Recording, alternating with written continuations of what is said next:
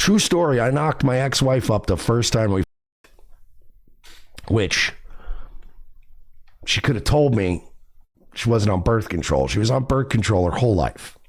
I assumed, since we had dated in high school and she was always on birth control, that she was still on birth control. And I bricked in her like a fucking fire hose at F.H. Riley's. Actually, that's coincidentally enough, the old Opie, the old restaurant that Opie owned with his brother on Long Island. Yeah, I knocked her up at F.H. Riley's. You know, it's funny too. The night I fucked Jen and knocked her up in the F.H. Riley's bathroom, you know who was there that night? Big A. Big A was there, and it wasn't even a fan event. Big A just happened to be at F.H. Riley's. And he was like, Mersh, what's going on? I'm like, what are you doing here? Like, is there like an event? Is there a fan meetup? And he's like, no, I just like to eat here. And I'm like, oh. And we hung out with Big A, and then I walked her in the bathroom, and we got thrown out of the bathroom. They got mad at us. They're like, one in a bathroom at a time, please. With an attitude. I was like, whoops.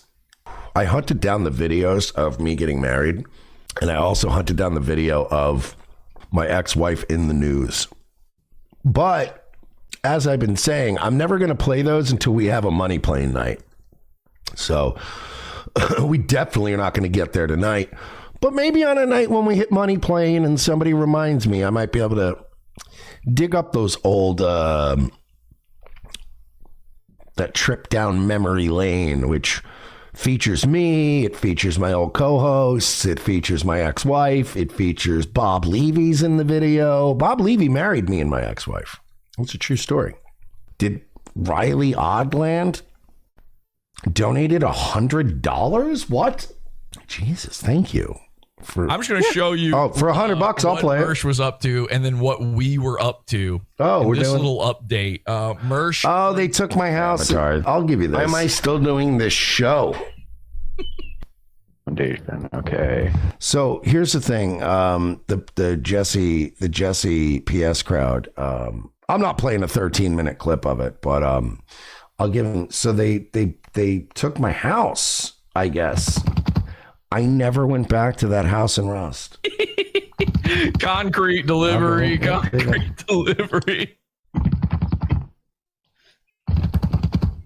So let's give him, I'll give him the payoff. For $100, I'll give you the payoff.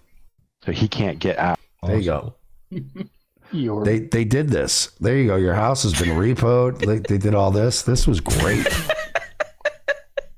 Remember when we entombed him in his house in real life with the concrete? Yeah. Can you drop the bones on the ground, or will they just despawn? Oh yeah, drop the bones next to him, right next to his head. No, the bones will despawn. Okay. Put them in the. This was a whole stream. Yeah, give them to him in his. Yeah. Is there like a? Can you loot a by the way, I logged back into Rust, and I was like, "Oh yeah, when was the last time I played Rust? It's been like a week." And I went in and I saw all this, and I was like, "Oh, okay." I just went on a different server, but for $100, verse loot him, give him the loot.